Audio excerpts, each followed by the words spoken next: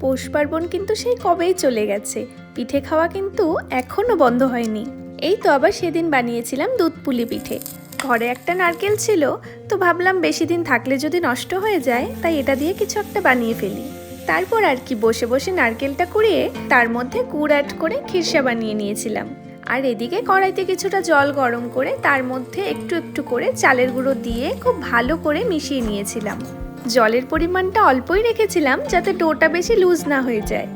তারপর কড়াই থেকে নামিয়ে নিয়ে হাতে একটু সাদা তেল মেখে ডোটাকে খুব ভালো করে মেখে নিয়েছিলাম।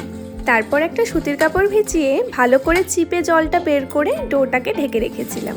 কিছুক্ষণ পর সেই ডোটার থেকে ছোট ছোট লেচি কেটে দুটো আঙ্গুল দিয়ে চেপে চেপে এভাবে একটু বাটির মতো শেপ করে নিয়েছি। তারপর ভেতরে সেই নারকেলের পুরটা ভরে হাতে করে এভাবে একটু ডিজাইন করে নিয়েছিলাম। অন্য যে কোনো রকমেরই ডিজাইন করা যেতে পারে, তবে এটা আমার কাছে বেশ সহজই মনে হয়। একটা একটা করে বানাতে বানাতে দেখি বেশ কয়েকটাই হয়ে গেছিল।